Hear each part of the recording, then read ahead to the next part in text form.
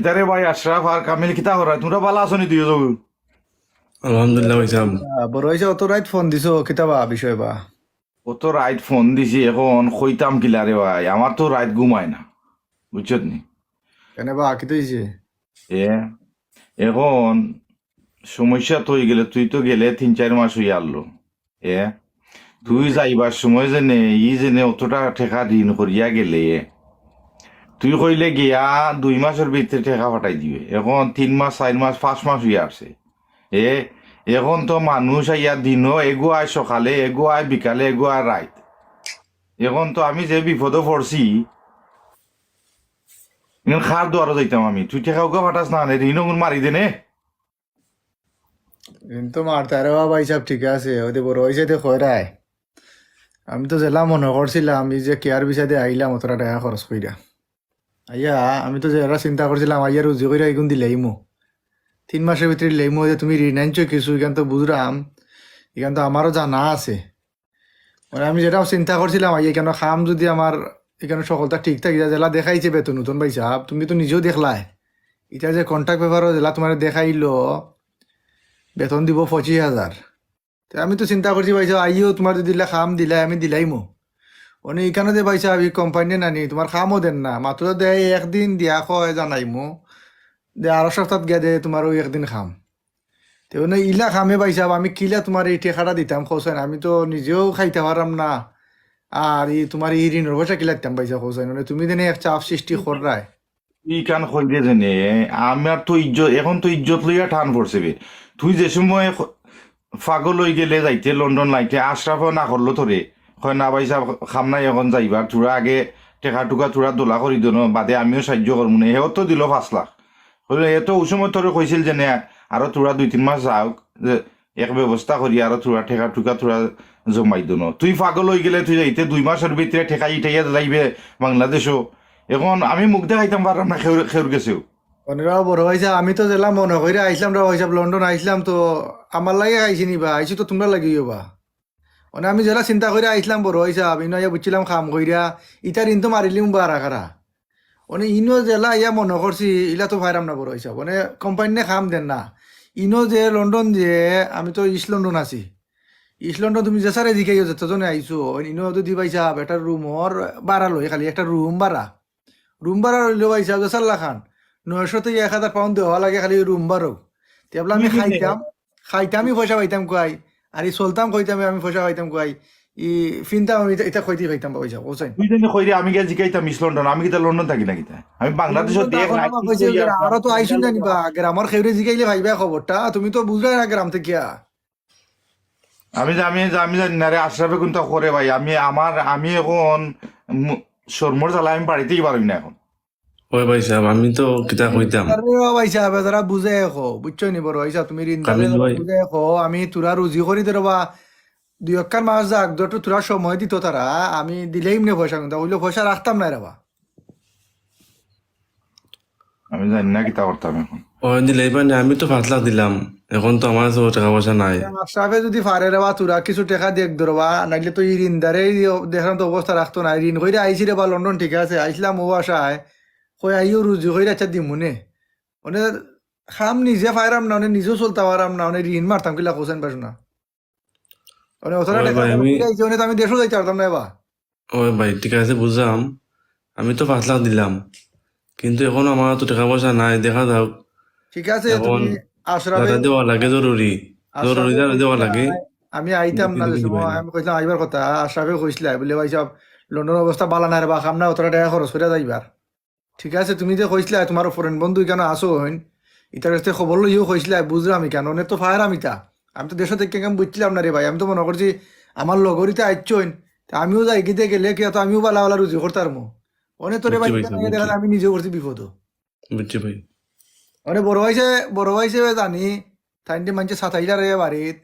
মানে আমি তো করতাম কি তারে ভাই কোসাইন ভাই মানে আমি বুঝছি কামিল ভাই, এখন বিষয় হইলে গা ভাই সাহেব শুনো আমার এখন কথা।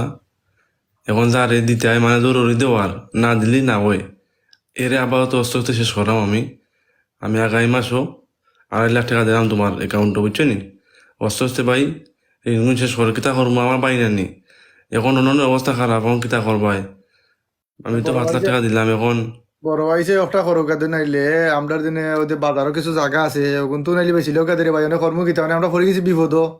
অনেক মানছে তো তোমার এই ইজ্জত বুঝতো নাই এটা বুঝতে তারা না খরচ তারা খরচ দিছে মানে তারা ডেইলি আইব বাড়িত ডেইলি আইতো কিতাবে বাড়িঘর আইয়া এমন কথা অকল কয় যে ইটা সহ্য করবার নাই বুঝছত নি। এবারে ইজ্জত লইয়া টান পড়ছে আর তুই কইরে যেনে জায়গা বেছে লিতাম এইখান তো আশরাফে তুই বিদেশ যাইবার সময় যেন হগানো বেসলাম যেনে আমি ইখান তো তোরে কইলাম যেনে ইখান আশরাফর জায়গা ইখান তারে দিলাই মনে তুই এখন উইটা কইরে যেনে তার জায়গা বেছিলতাম কিতা মাতো সিটা